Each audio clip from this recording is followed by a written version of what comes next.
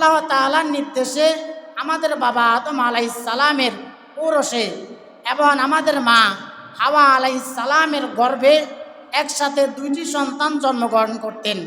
একজন হচ্ছে ছেলে, আরেকজন হচ্ছে মেয়ে। একে গর্ভে যারা জন্মগ্রহণ করতেন, একে গর্ভ থেকে যারা পৃথিবীতে আসতেন, তাদেরকে ভাই বোন হিসাবে ধরা হতো। তারা যখন বড় হতেন, তারা যখন যৌবনের বয়সে পদার্পণ করতেন, তখন তাদেরকে বিয়ে দেওয়া হতো। প্রথম গর্ভের ছেলের সাথে দ্বিতীয় গর্ভের মেয়ে, আবার দ্বিতীয় গর্ভের ছেলের সাথে প্রথম গর্ভের মেয়ে, এভাবে তাদেরকে বিয়ে দেওয়া হতো। কারণ আদম আলাইহিস সালামের সময় আদম আলাইহিস সালামের বংশ ছাড়া, আদম আলাইহিস সালামের সন্তান ছাড়া পৃথিবীতে আর কোনো মানুষ ছিল না। এই জন্য ভাইয়ে বোনকে বিয়ে করা জায়েজ ছিল। আদম আলাইহিস সালামের সর্বপ্রথম যে দুইজন সন্তান জন্মগ্রহণ করলেন, ছেলের নাম ছিল হাবিল, মেয়ের নাম ছিল লিওয়াজা। লিওয়াজা দেখতে তেমন কোনো সুন্দরী রূপসী ছিল না, এক কথায় লিওয়াজা দেখতে কালো ছিল। পরবর্তীতে আদম আলাইহিস সালামের যে দুইজন সন্তান জন্মগ্রহণ করলো, ছেলের নাম ছিল কাবিল আর মেয়ের নাম ছিল আকলিমা। আকলিমা দেখতে খুব সুন্দরী রূপসী ছিল। আদম আলাইহিস সালামের ছেলে হাবিল, কাবিল, আকলিমা, লিওয়াজা যখন তারা চারজন বড় হলেন, আল্লাহ তাআলা তখন আদম আলাইহিস সালামকে বললেন, হে আদম, তুমি তোমার সন্তানদেরকে বিয়ের জন্য প্রস্তাব দাও। তবে সিস্টেম অনুযায়ী প্রথম গর্ভের ছেলে দ্বিতীয় গর্ভের মেয়েকে বিয়ে করবে, আবার দ্বিতীয় গর্ভের ছেলে প্রথম গর্ভের মেয়েকে বিয়ে করবে। আদম আলাইহিস সালাম যখন আল্লাহ তাআলার হুকুম অনুযায়ী তার সন্তানদেরকে বিয়ের জন্য প্রস্তাব দিলেন, আদম আলাইহিস সালামের ছেলে হাবিল তখন রাজি হলেন, কাবিল তখন রাজি হলো না। কাবিল তখন আদম আলাইহিস সালামকে বললেন, হে আমার বাবা, আমার মনে হয় তুমি আমার চেয়ে আমার ভাই হাবিলকে বেশি ভালোবাসো। এই জন্য যে মেয়েটি দেখতে সুন্দর, ওই মেয়েটাকে তুমি আমার ভাই হাবিলের সাথে বিয়ে দিতে চেয়েছ। আর যে মেয়েটি দেখতে কালো, তাকে তুমি আমার সাথে বিয়ে দিতে চেয়েছ। সুতরাং আমি তোমার এই প্রস্তাব মানি না। অর্থাৎ একে গর্ভে যারা জন্মগ্রহণ করত, তাদেরকে ভাই বোন হিসাবে ধরা হতো। আদম আলাইহিস সালাম যখন তাদেরকে প্রস্তাব দিলেন, তারা যখন রাজি হলেন না, আল্লাহ তাআলা তখন আদম আলাইহিস সালামকে বললেন, হে আদম, তুমি তোমার সন্তানদেরকে কোরবানি করতে বলো। তারা দুজন কোরবান করার পর তাদের মধ্য থেকে যার কোরবানি কবুল হবে, সেই ব্যক্তি সুন্দর মেয়েটাকে বিয়ে করবে, আর যার কোরবানি কবুল হবে না, সে কালোটাকে বিয়ে করবে। আল্লাহ তাআলা সেই কথা বললেন, ইয করবা কুরবানান ফাতুকুব্বিলা মিন আহাদিহিমা ওয়ালাম ইউতাকাব্বাল মিনাল আখর। আল্লাহ তাআলা বলেন, অতঃপর তারা দুজন কোরবান করলো। ইয করবা কুরবানান, তারা দুজন যখন কোরবান করলো, ওই সময়ের কোরবানির সিস্টেম ছিল যে জিনিস দিয়ে কোরবান করা হবে, ওই জিনিসটাকে পাহাড়ের উপর রেখে আসবে।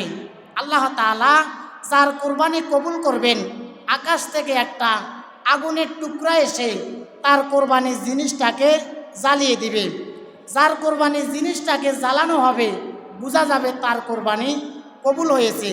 আর যার জিনিসটা যেভাবে রাখা হবে, যদি ঠিক সেভাবে থাকে, তাহলে বোঝা যাবে তার কোরবানি কবুল হয় নাই।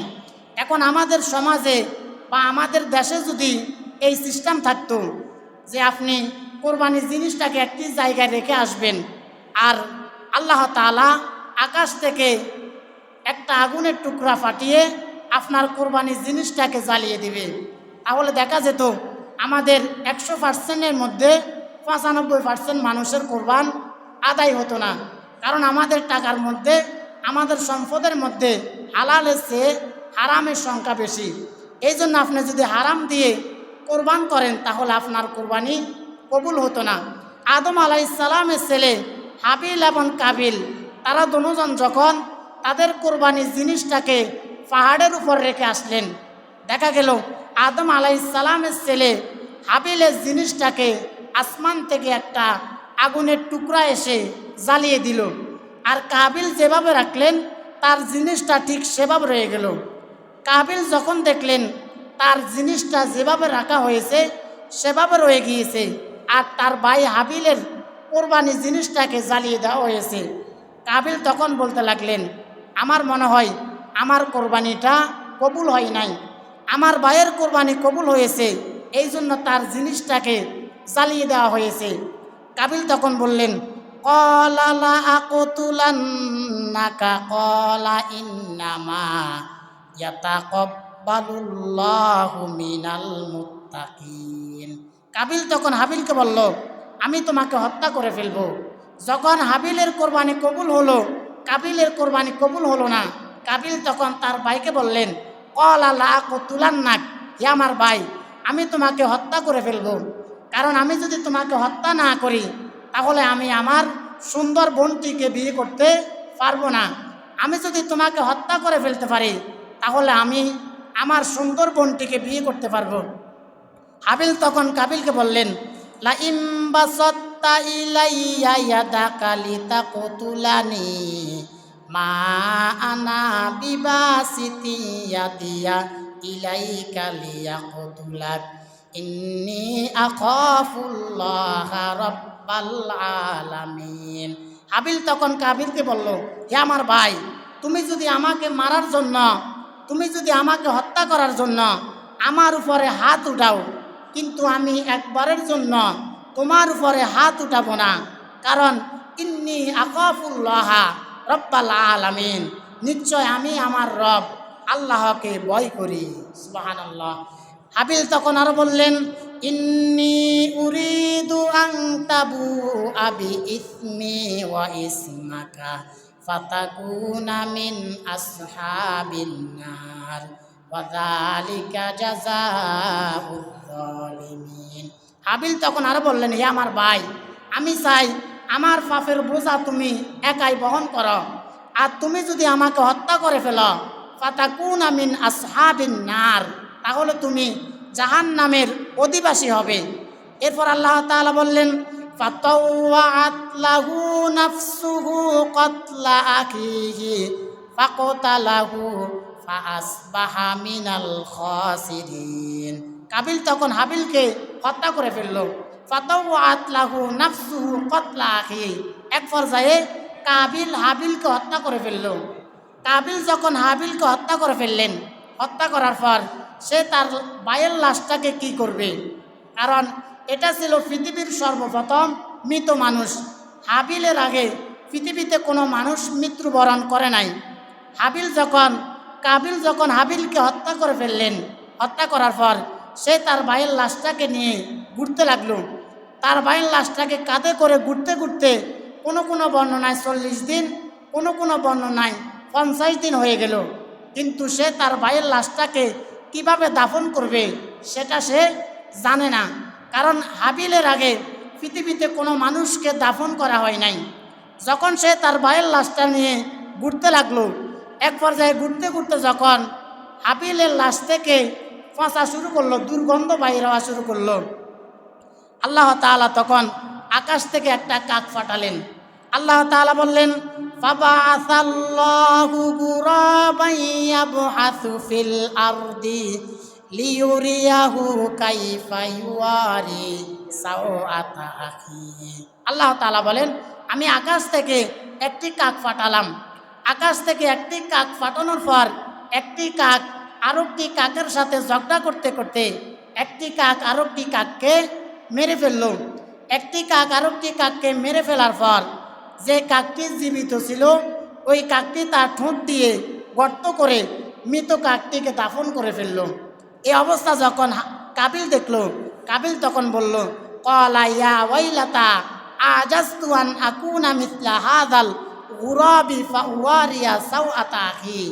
কাবিল তখন বলল, হায় আফসোস, আমি তো এই কাকের মতো হতে পারলাম না।